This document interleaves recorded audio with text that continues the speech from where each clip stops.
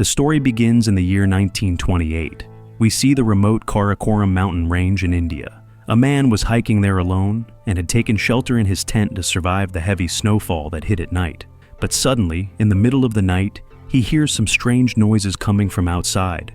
Curious about the sound, the mountaineer tries to look around, despite the harsh blizzard. After walking a bit, he spots something unusual, a glowing spherical chunk that looks like ice. The man tries hard to figure out what this thing is, but because of the extreme cold, the outer part of the sphere had frozen solid. So, he starts breaking off the icy part, but as soon as he does, an intense flash of light bursts from inside, knocking him unconscious. Sometime later, he regains consciousness, only to find that the mysterious orb has completely vanished. However, in its place, he notices a strange, unnatural scar on his hand. Years pass after this incident, and we jump to the present day. We meet Dr. Helen, a biologist and a professor at one of America's most prestigious universities. That day in her class, she was discussing a strange bacterium with her students. It was first discovered in 1956. This bacteria was so resilient that it could survive in extreme temperatures, whether scorching hot or freezing cold. She mentions how recently, scientists discovered a microbe known as tardigrades. These are so strong, they can even survive inside a burning volcano without oxygen. Anyway, after finishing her class, Helen heads home late. At home, her son Jacob is playing video games by himself. Actually, Jacob isn't Helen's biological son. Helen's husband had a child from his previous marriage. That child is Jacob. After Helen married him, her husband later passed away. Since then, Helen has raised Jacob as her own. But Jacob never fully accepted Helen as his real mother. That night, Helen suddenly gets a call from the FBI. The caller says, "A team will be at your house shortly to escort you. Please come with them immediately." Confused, Helen asks, "Why?" The agent replies, "You'll be informed on the way." Before she could even process what was happening, a team of police and FBI agents arrive at her home. Helen is frightened. She asks, "Am I being arrested? I have a child at home." But the agents reassure her, saying, "Don't worry, you'll be placed in safe custody." Helen was completely puzzled. She had no idea what was going on. She hands Jacob's care over to a neighbor and leaves with the agents. On the way, she repeatedly asks the agents what's happening, but no one gives her a straight answer. Helen observes through the car window that the entire road has been cleared, just for her. She starts to wonder if maybe something catastrophic has happened in the country. Soon she's taken to a local army camp, and from there, flown by a special helicopter to an unknown location. Inside the helicopter, she sees many other specialists: biologists, geologists, nuclear scientists, and top civil and mechanical engineers, all of whom are just as clueless as she is. None of them know what's going on or where they're being taken. Eventually, the helicopter lands at a massive army base in New Jersey. The scene there suggests that some kind of terrible war might have started. Soon, an army officer announces to all the new arrivals, "Please hand over your mobile phones and all electronic devices." However, Helen cleverly hides her phone and keeps it with her. Fortunately, Helen runs into someone she knows, an officer named Michael. Without any security check, Michael brings Helen inside. Helen asks him, "What on earth is going on?" Michael replies, "Something very serious has happened. Come with me." He takes her to a conference room where a NASA scientist begins presenting some recent findings. They reveal an unidentified object from space. The scientists have labeled it as Object 07493. They had first discovered the object orbiting around the planet Jupiter. According to their observation, the object was supposed to remain in Jupiter's orbit, but suddenly it veered off course at an incredible speed and started heading straight toward Earth. Further analysis confirmed that the object was likely to crash in Manhattan, New York. The scientists at the meeting proposed that the object be destroyed in space before impact. However, its speed was so high that no earthly weapon could reach or damage it. And even more alarming, it was going to hit Earth in just 78 minutes. That gave them far too little time to evacuate an entire city. Since they couldn't stop it, the focus shifted to how they might manage the destruction after impact. Hearing all this, most of the scientists began to realize that if the object struck Earth at such velocity, it could potentially wipe out the entire planet. As soon as the conference ended, Helen secretly used her hidden phone to try to speak to her son one last time. At that moment, an army officer walked in. But strangely, instead of confiscating her phone, he gently took it from her and allowed her to make one final call to her family. Meanwhile, Helen and the other scientists were loaded onto a helicopter and flown to a safe distance. During the flight, the scientists began discussing what the object might actually be. Some speculated it was an asteroid. Others thought it could be a small black hole heading for Earth. While these discussions went on, the 78 minutes quickly passed. Just as everyone had prepared for death, the world was stunned. The glowing object approaching Earth suddenly slowed down dramatically. Gradually, the massive spherical object descended and landed in Manhattan's National Park. Within moments, military forces and scientists swarmed the landing site. The scientists, fully suited in protective gear, slowly approached the object to examine it, while the army stood ready with weapons for any potential threat. As the dust settled and the team advanced, they finally got a clear look. It was a giant sphere. Inside it, strange cloud-like materials floated around, resembling Earth's own atmosphere. No one could figure out what it truly was. Suddenly, a blinding light shone from inside the sphere, and then emerged a bizarre creature, humanoid in shape. Professor Helen happened to be the closest to it. Slowly, the creature began walking toward her. The army officers tensed, ready to open fire. Just as the creature extended its hand to shake Helen's, a soldier pulled the trigger and shot it. The creature collapsed to the ground, and the army held their fire. But in that instant, something even more astonishing happened. A dark robotic entity emerged from the sphere. In a flash, it disabled all the army's weapons and communication systems. Not only that, the robot unleashed a powerful ultrasonic sound that temporarily disabled everyone nearby. Then, unexpectedly, the robot froze in place, standing still like a statue. As people regained consciousness, they rushed to take the injured creature to a hospital. With specialized treatment, the creature was brought to the army camp. The best doctors in the country were called in to examine it, but no one could figure out what it was or how to treat it. There were no visible veins or proper limbs to administer IV fluids or injections. Eventually, after monitoring its vitals, they realized the creature was dying, so they used electric shocks to stabilize it temporarily. A senior doctor managed to remove the bullet from its body, but what shocked the doctor even more was what happened next. The creature's skin was unusually thick, and slowly it began peeling off. The doctor, trying to remove what he thought was skin, discovered that it wasn't skin at all. It was a kind of genetic suit. Just like how astronauts wear special suits in space, this alien had worn a skin-like suit resembling human flesh to survive on Earth. As the suit peeled away, a newly formed, human-like alien emerged from beneath. This was the biggest discovery of the century, humanity's first real contact with an alien life form. But strangely, the alien quickly adapted and transformed to look exactly like a human being.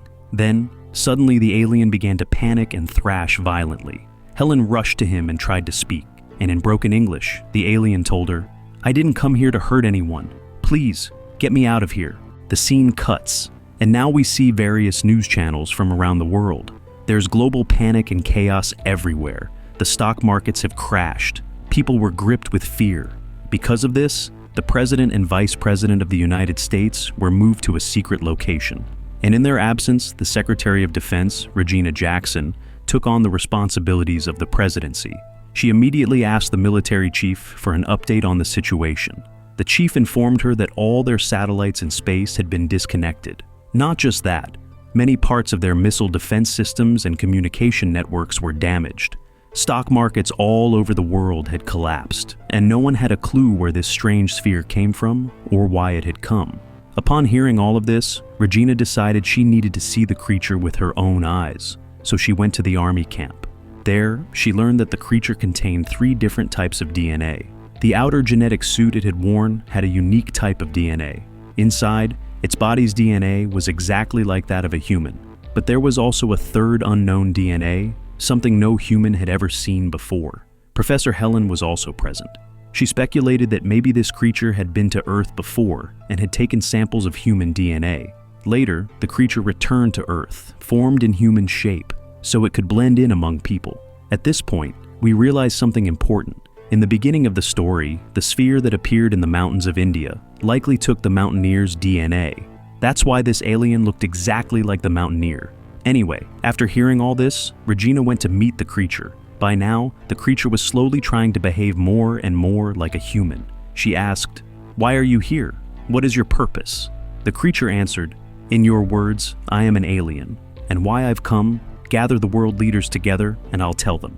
But Regina insisted, "No, first, you tell me your purpose. And what were you like before taking human form?" The alien replied, "If you saw what I really looked like, you'd be afraid." Through this conversation, we learn that the alien's name is Klaatu. Hearing all this, Regina grew even more concerned. She understood one thing very clearly. Whenever a more advanced species makes contact with a less advanced one, the latter is usually destroyed, just like how humans, being advanced, use other less advanced animals for their needs. And now, this alien was clearly more advanced than humans, meaning the very existence of mankind was under threat. So, Regina decided to take the alien to a high-security prison for further interrogation. But in order to transport him there, he would have to be sedated. No one wanted to take responsibility for this, until Helen volunteered. However, Helen herself didn't support handing the alien over to the government. So, instead of injecting him with the sedative, she whispered in his ear to escape. A few moments later, army officers came in, chained Klaatu, and took him to a secure interrogation room. There, they hooked him up to various devices to test the truthfulness of his statements. Then, a scientist asked him, "Are you fully human?" Klaatu replied, "Only my body is human." The man asked, "Do you feel pain?" Klaatu answered, "My body feels pain, not me." Then the man asked, "Why are you here?" Klaatu said, "You should release me." Suddenly, Klaatu used his own powers to take full control of the scientist's mind and extracted the path out of the facility. Next, he generated a powerful ultrasonic sound that knocked out all the soldiers nearby, and Klaatu escaped from the prison. As soon as Regina heard this, she activated all US intelligence agencies to track Klaatu down. Meanwhile, Klaatu had reached a train station. There, news broadcasts were showing how people of all religions around the world were seeing this alien event as a sign of the end times. They were begging God for forgiveness. Watching all this, Klaatu began to feel unwell. He went into the restroom and noticed that the wound where he had been shot was bleeding again. Suddenly, Klaatu collapsed. Next, we see Helen receiving a phone call. She learns that someone at the station had fallen ill and had given her number. Helen rushed to the train station and found Klaatu there. She quickly got him into her car to save him. Then she asked, "Are you our friend?" Klaatu answered, "I am a friend of this planet." Klaatu sat in the car and applied a special kind of ointment to his wound, and immediately the wound began to heal. Meanwhile, we see a military base where a general decides that the giant robot standing still must be destroyed. So, they launched an attack on the robot using 5 or 6 drones. But instantly, the massive robot activated. It emitted multiple laser lights from its eyes and took control of all the drones. Then those drones started destroying the military's vehicles and tanks. After that, the robot went back to standing still. On the other side, Klaatu was giving Helen instructions, and Helen was driving him to a nearby town. There, Helen again asked Klaatu, "Why are you here?" Klaatu said, "To save the Earth." After saying that, he got out of the car and went into a nearby restaurant. There, he met an elderly Chinese man. It turns out that 17 years ago, this man was sent to Earth to observe humans, to see whether humans, after realizing they were destroying Earth, would improve themselves, to see if they would stop fighting amongst themselves, stop harming nature, and change their ways. For all those years, the old man had been on Earth gathering this report, but he told Klaatu that although people knew they were leading the Earth toward destruction, they still weren't doing anything to stop it. He concluded that humans would never truly change. After hearing that report, Klaatu told him, "Then I'll initiate the final process immediately. Come with me." But the old man refused. Klaatu said, "If you stay here, you'll die." The man replied, "I have no regrets. I've grown to love these people very much. Human life is full of variety. I can't even begin to describe it to you. But I want to stay here and end my life with them." Hearing this deeply surprised Klaatu. He became extremely curious about human life. Meanwhile, we see that the army surrounded the massive robot and began making arrangements to bring it into their laboratory for observation. Klaatu and Helen were now on their way to New Jersey. After covering a long distance, Klaatu stopped in front of a forest. There, Jacob asked Helen, "Who is this man?" Helen replied, "He's a foreign friend, son. Don't worry, stay in the car. I'll be right back." Saying this, she started following Klaatu. After walking a bit, Helen noticed a small glowing sphere submerged in a pond inside the forest. In Klaatu's presence, the sphere began to rise. Klaatu touched the orb and activated something in it. As a result, millions of small and large orbs began to emerge from all over the Earth. These spheres started pulling in every living creature around them, as if they were collecting Earth's life forms to later return them once the planet was destroyed. Seeing all of this, Helen rushed back to the car in fear. Jacob said to her, "That's enough. I don't want to go around with you anymore. I want to go home right now." And saying that, he got out of the car. At that moment, the glowing orb in the forest rose into the sky. And not just that, across the entire planet, millions of orbs pulled in Earth's creatures and started flying into space. Only one orb remained, the large one in America, the very one that had brought Klaatu.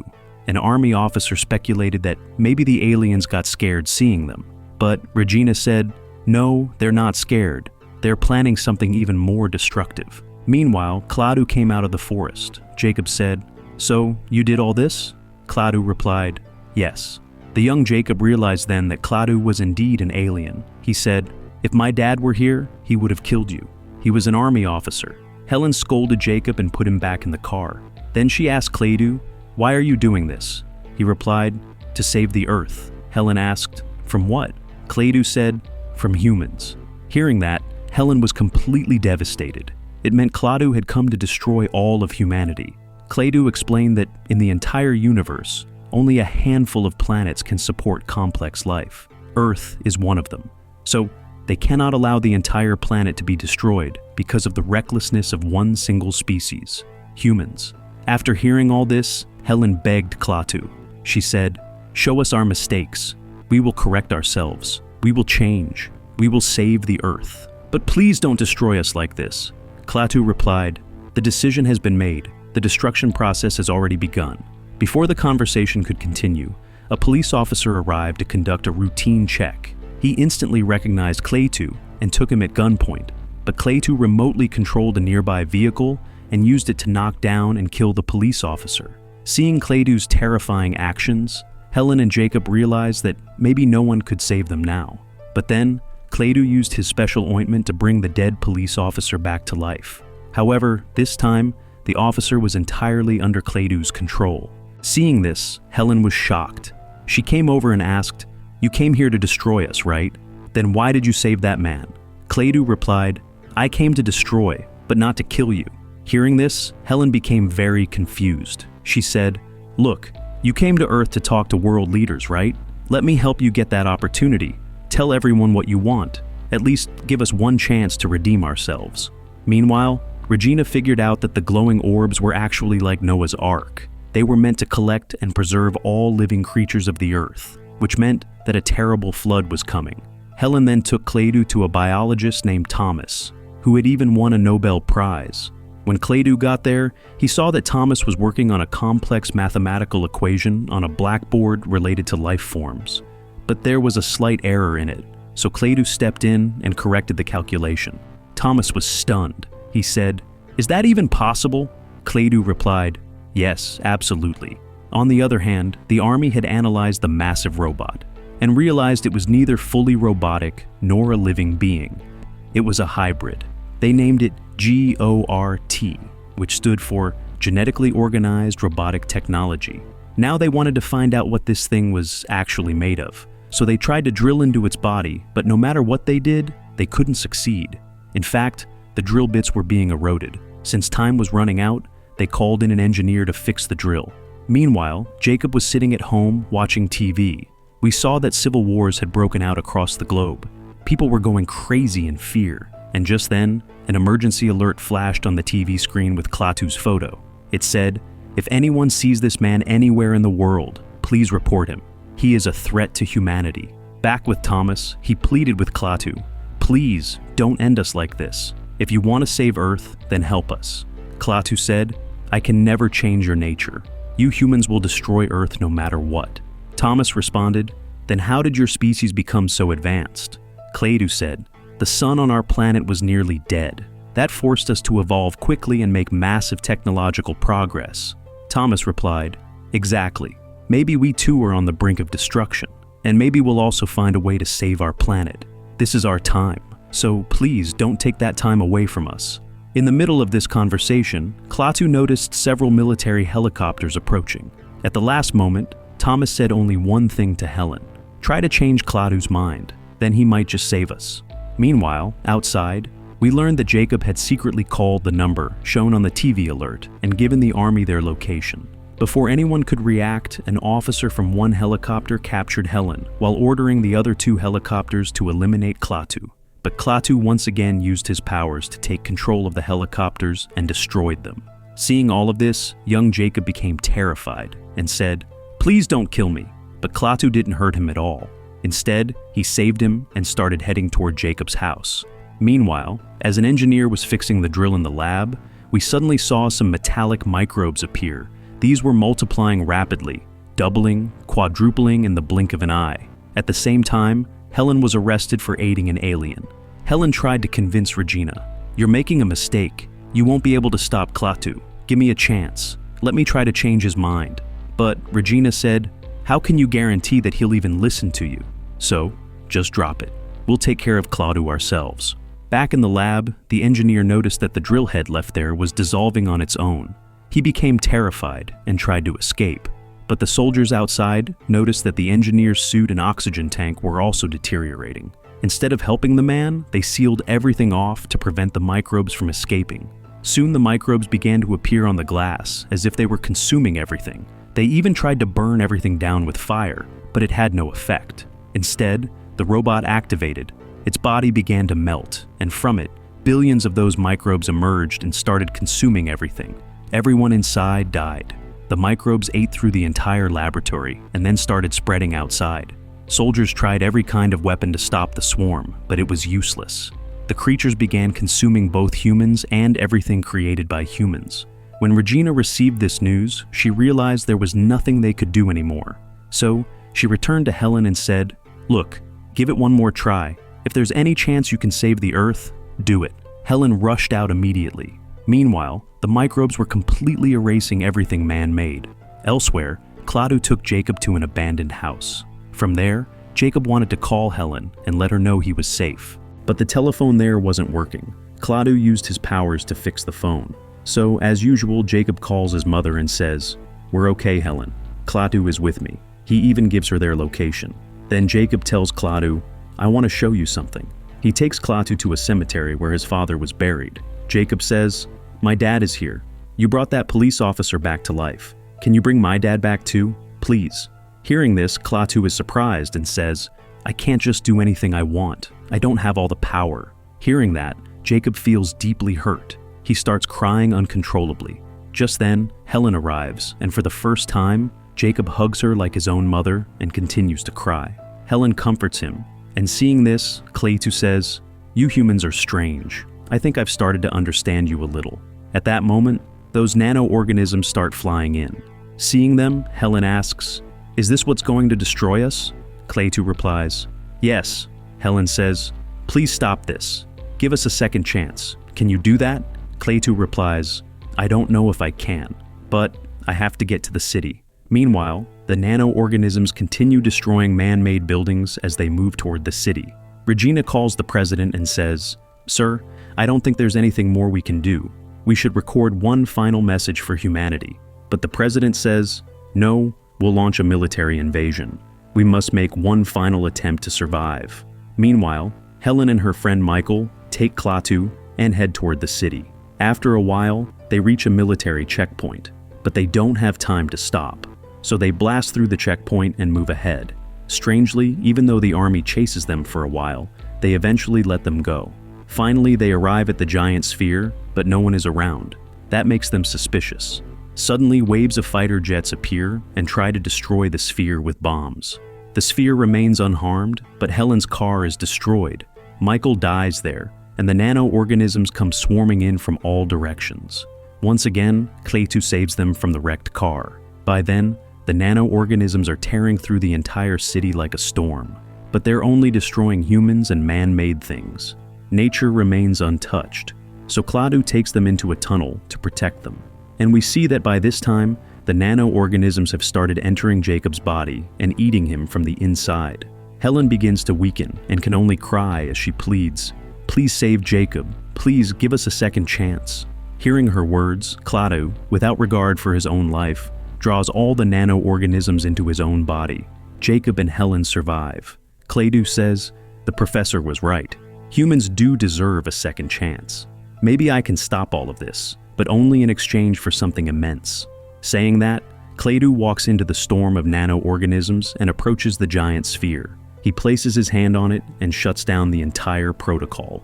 In an instant, Klaatu disintegrates into dust and disappears into the air. And with that, the nano-organisms deactivate and begin to fall like rain. As they fall, the electric charge across the planet begins to disappear. Mobile phones, computers, lights, cars, even watches stop working. All factories, airports, oil refineries, everything comes to a halt. Klaatu had said that to save humanity, a great price must be paid. And that price was electricity itself. Without it, the Earth came to a standstill. After the destruction ends, we see Klaatu's giant sphere flying off into the sky. Jacob realizes Klaatu is leaving them, because it was the nano-organisms that destroyed Klaatu's body, not Klaatu himself. And with that, today's story ends. Let me know what you thought in the comments. For now, I'm signing off.